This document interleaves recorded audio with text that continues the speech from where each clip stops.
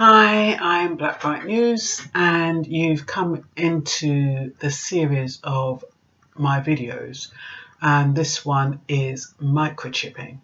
And not just ordinary microchipping, it's the microchip they want to insert into our bodies.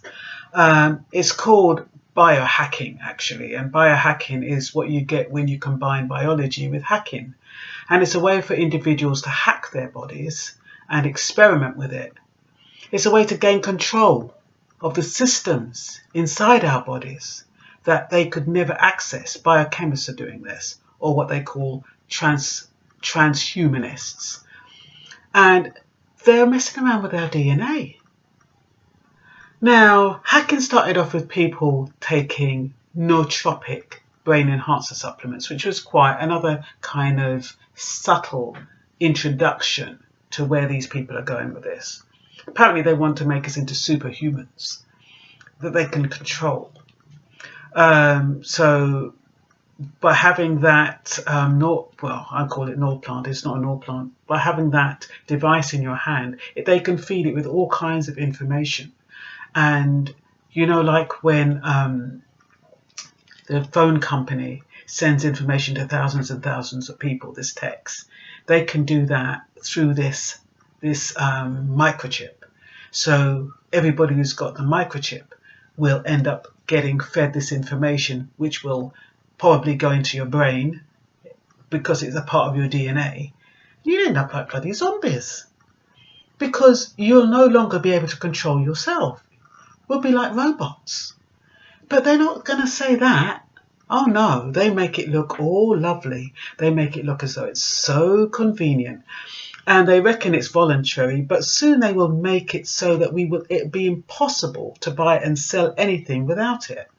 So indirectly, we'll be forced to have it installed into our bodies, whether we like it or not. And like I said in my previous video, Oyster in London, you need an Oyster card to get on the bus. You can't use cash. So you're being forced to use that card.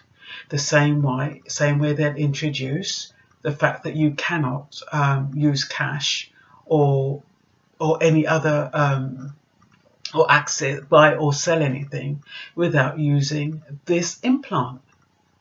It's really quite scary. I don't like the sound of it. Ron Shigeta of Berkeley Biolabs in the USA is excited about it. He would be. He's a researcher and he's a scientist. So they love to experiment. So he says it's freedom to explore biology, kind of like you would explore good fiction. It's our bodies they're messing around with. It's not a joke. We're not meant to be machines. And like when you see these movies like Ants and there's another one where they actually, I forget that movie where they actually do something similar to that. They put this thing in this guy's hand and he becomes almost robotic. So this is what they're thinking, and they're kind of luring the idea. So we'll take it on naturally. So because people are looking for convenience and how quickly they can get money, how quickly they can get into the building, get what they want as and when at the touch of a button, we're doing it already. I can't even bother, to be honest, I'm just as guilty as anyone else. I can't be bothered to go to the shop. I do stuff online. And it's the start. You know, I hardly have cash. I use my card. So who benefits when we're microchipped?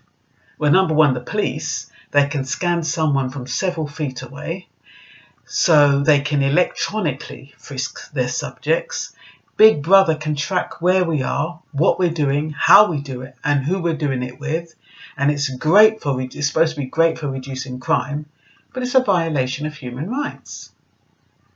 How do you feel about that? How do you feel knowing that somebody knows exactly where you are and what you're doing? I know they already know how to do that with how you use your debit card, but that's a bit different. Sometimes I think, you know, when I went to Paris the other day and I got a text message, "Welcome to Paris." It's like,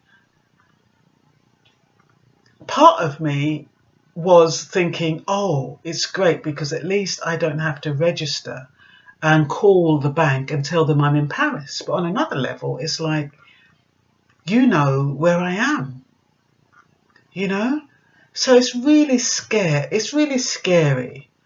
What they don't tell you is somebody will know where you go, what you buy, what you do, even though they say there's no GPS in this microchip. They will eventually put one in there, because that's the whole point of it. So you've forsaken your privacy for convenience. That's basically what you're doing. Is that what you want to do? To be honest, like I said in an earlier video, I don't think we're going to have a choice. In a few years' time, we're going to be forced to have that microchip in our bodies. Otherwise, we're not going to be able to buy, and we're not going to be able to sell. There's something like that in Revelations, but I'll talk about that in another video, because it's weird, because the Bible has foreseen this. And I know for all of you who are not Bible, I'm not a Bible basher, but for those of you who doubted what the Bible says, it says it in Revelation.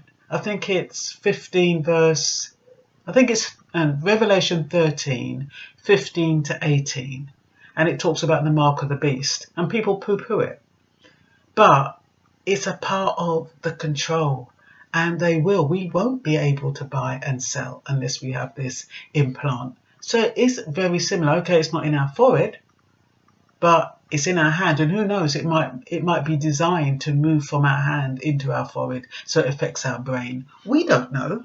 We don't know what the plans are. Anyway, I'm going to do the final video after this one, and that is the exciting video. So I'll stop here.